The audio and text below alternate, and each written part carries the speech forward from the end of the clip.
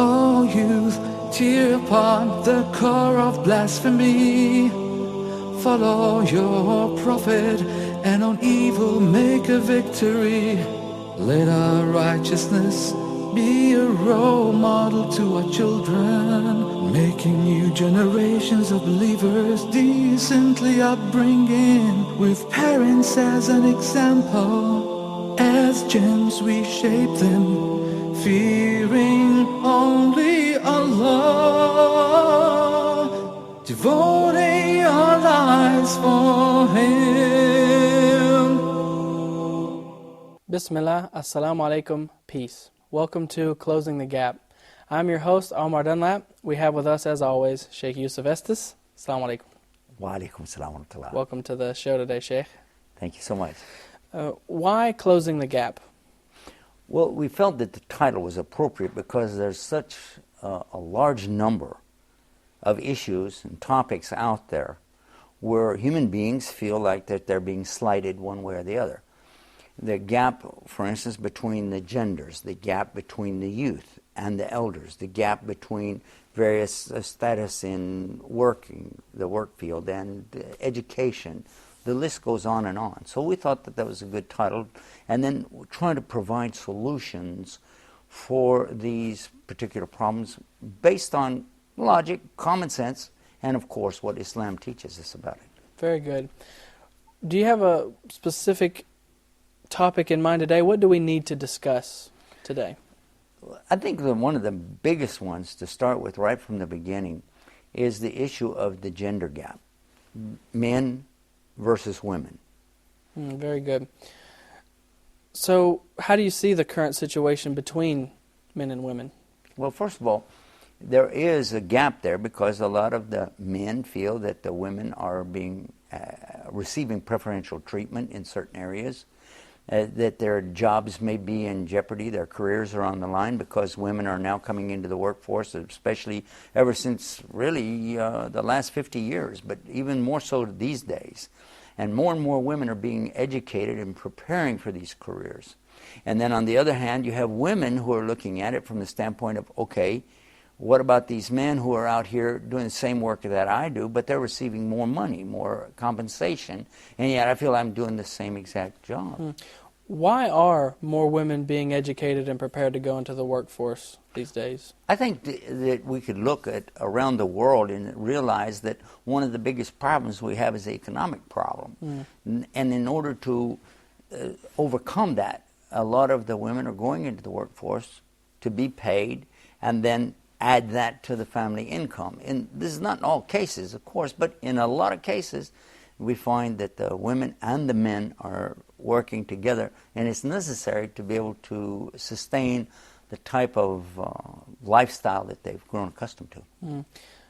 Some people might say that there's a lack of men or male-oriented jobs.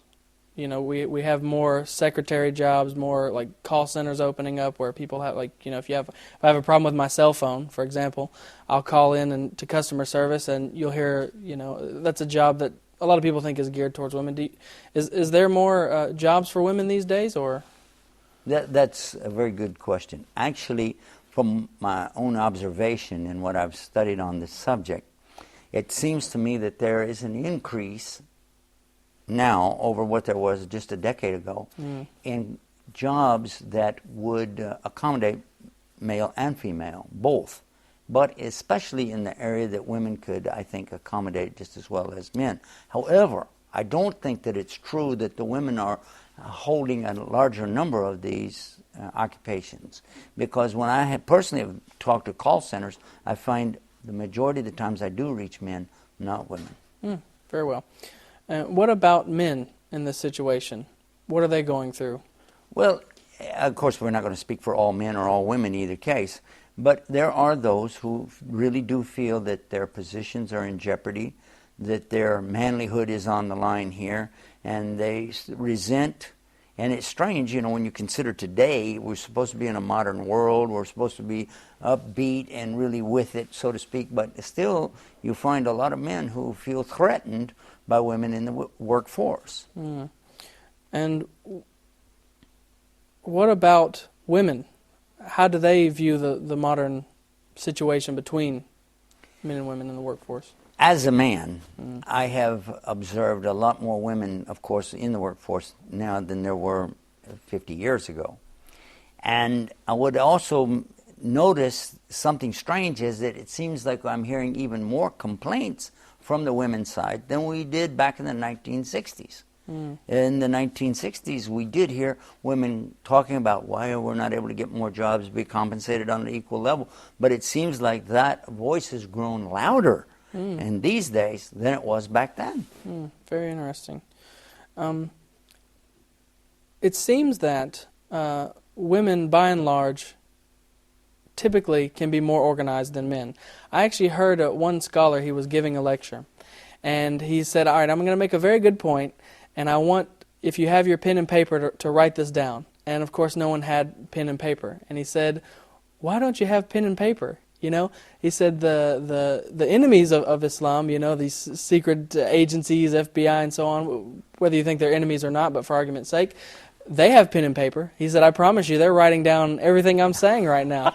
You know, so why, you know, they're organized. So this is why they're sort of in control of things, right? And he said, now I want all of you men to look to your wives. I bet your wife has a pen in her purse or her pocketbook or whatever. She can write down something. So in his opinion, at least in this regard, women seem to be a little more organized.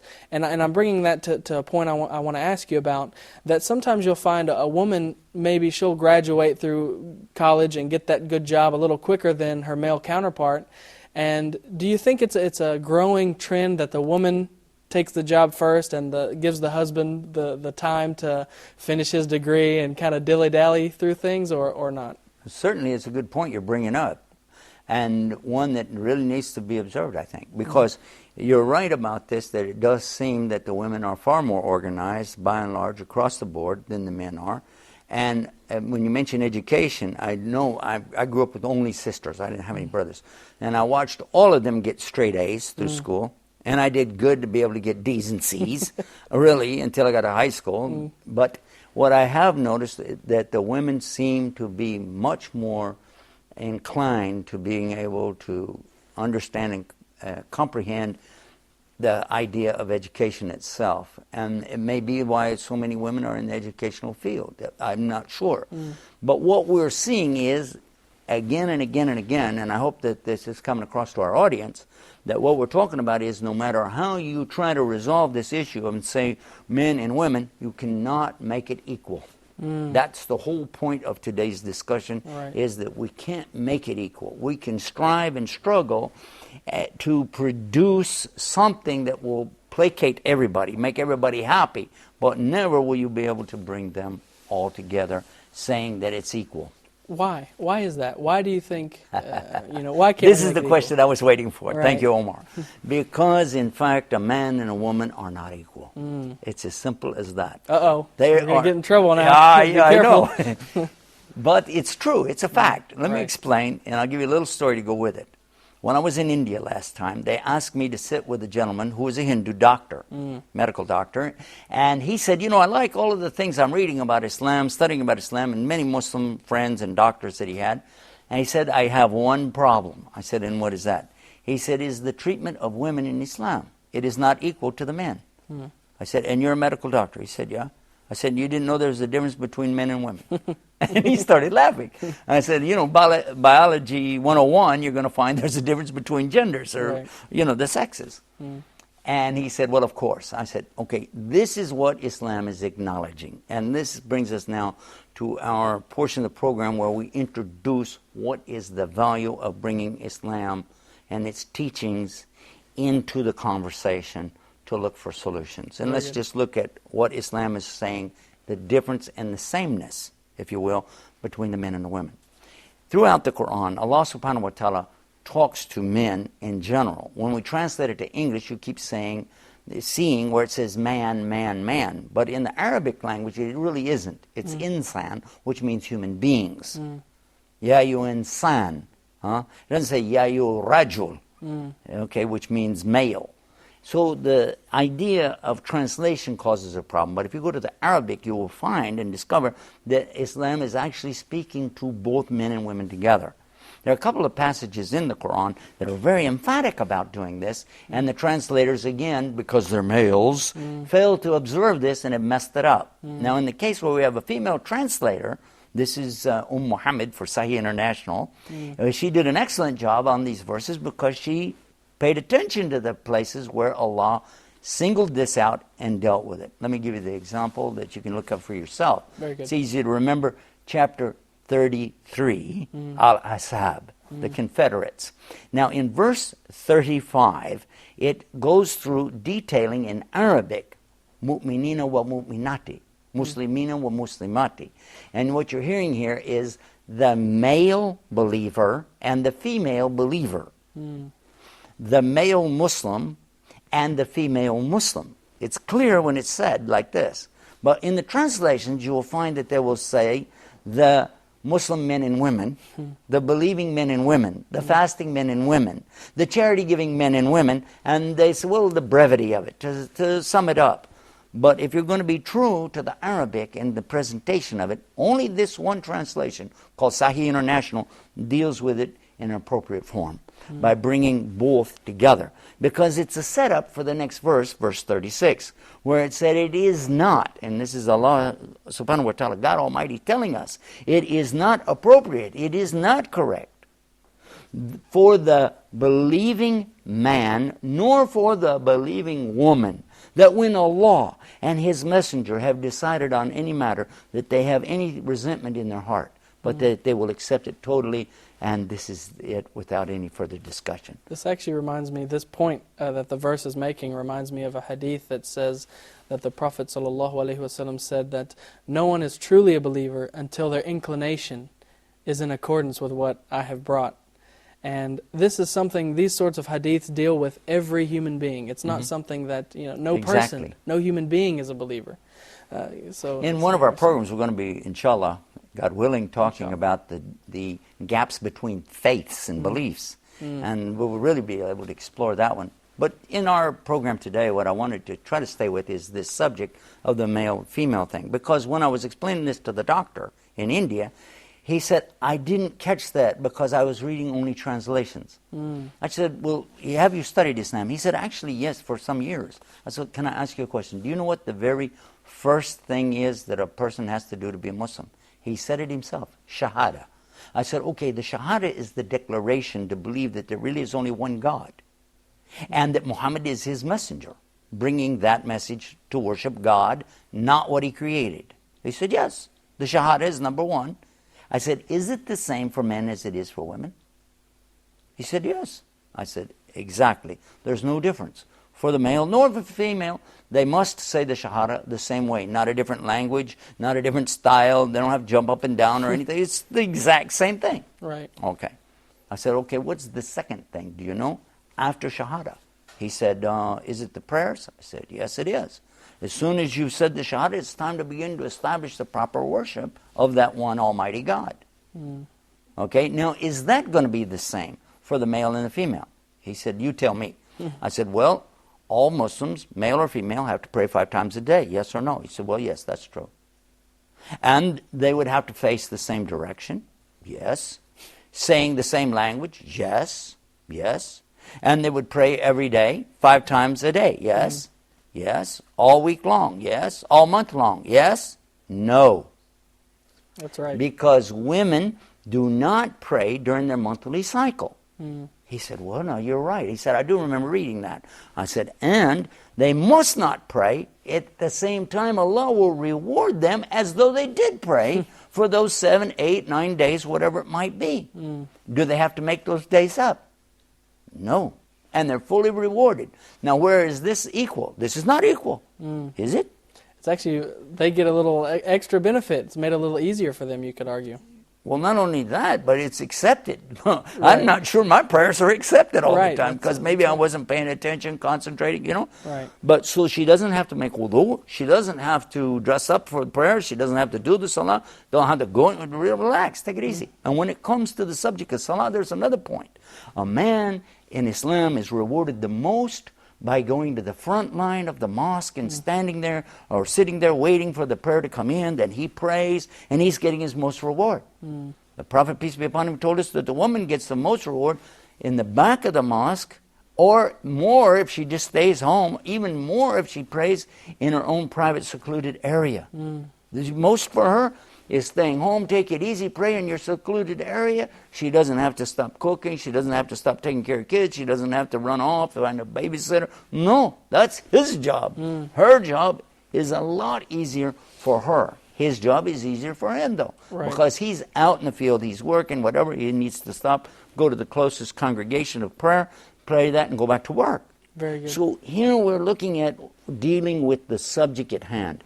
Where is the man and what's he doing? Where is the lady and what's she doing? So Islam is treating them according to their respective roles. Well, Sheikh, this is a very interesting and engaging conversation we're having. I don't want anyone in our audience to go away. We're up against a hard break, but we'll be right back. So don't go anywhere. We'll come back and finish this conversation, inshallah. You're watching Closing the Gap. Fearing only Allah, devoting our lives for Him.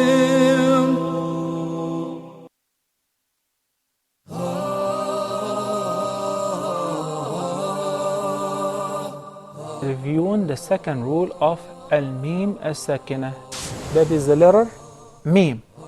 So if the first mim is non-vowel or sakina, followed by a voweled mim. So I will merge the first in the letter and I will pronounce them as one. وَآمَنَهُمْ مِنْ. And we spoke abundantly on the virtues of seeking refuge with Allah from the outcast Satan. Especially for the first reciter, he's got to recite it out loud. وَالسَّمَاءِ ذَاتِ الْبُرُوجِ. أعوذ بالله من الشيطان الرجيم. بسم الله الرحمن الرحيم. فإذا جاءت الصاخة. وَإِذَا النُّفُوسُ زُوِّجَتْ. Make sure it's Dhamma. وَإِذَا النُّفُوسُ. Thank you for joining us.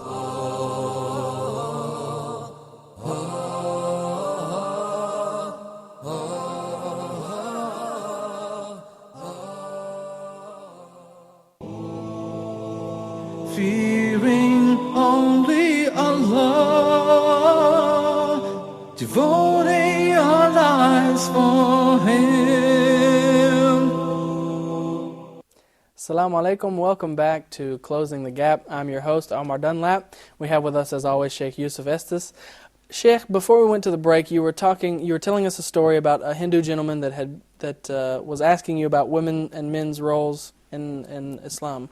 Yeah, it was a medical doctor, and he was talking about the inequality between men and women in Islam. He said it's not the same, and as we already discovered, the Shahada is the same. They both say the same thing. But when it comes to Salat, of course, the women and their prayers have a different role than the men. So it is physically different in that they don't pray at the same times all the time because of their monthly cycle.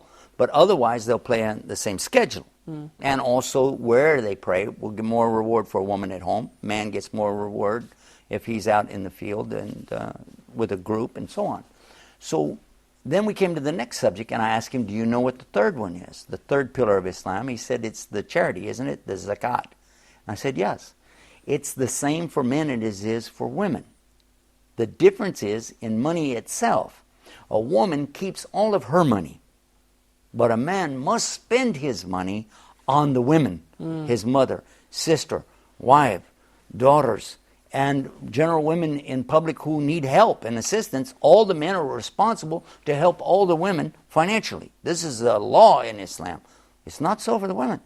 The women are not obliged to pay for the bills, take care of the men, take care of the brothers, fathers, and their children. The women's wealth is their own, which explains why women receive a different portion in inheritance because they keep it all, whereas the men have to spend it all on the women.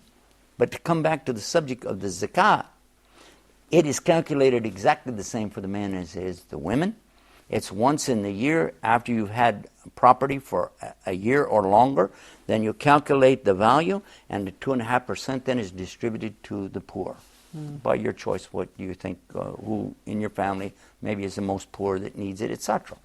So this becomes a point to look at where the man is different from the woman and how does Islam treat it. We went to the next subject and I said, okay, now what about fasting? He said, okay, fasting is the same. I remember that. We both start at the same time of the day, break our fast at the same time of the day, and we do our prayers the same during the fasting. We have the Tarawih. Women can come and be there for the Tarawih just as the men. But again, during their monthly cycle, the women don't fast and they don't pray, but they're still getting the rewards. However, the women will make up the fasting days during another time of the year their choice. They can pick nice, comfortable days, short days, cool days to do their fasting. So again, it's not the same, but it accommodates the woman at that time of the month and giving her blessings for her suffering that she's going through and so on, and rewards, making it easy for her. Okay, then Hajj. Okay, Hajj is obligation on all the Muslims as well. In the case of the man and the woman, when Allah makes a way for you to go, and it's safe, then you must go at least once in your life for this pilgrimage to Mecca. However, in the case of the woman, if she doesn't have a male to accompany her, which is her mahram in Arabic language, meaning her husband or her father or her brother or a mature son, then she shouldn't go.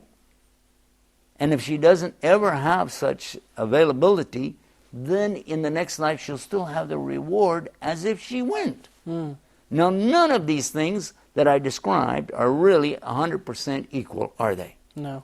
But, and I like this from Dr. Jamal Bedaway in Canada, he said, it's not about equality, it's about equity.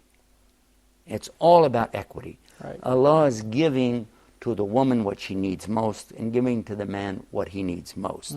So this, I'm saying that we should look at the situation today around the world and not try to force a round peg in a square hole, but rather observe where the round holes are and line up the round pegs. And where we find square holes, find the square pegs.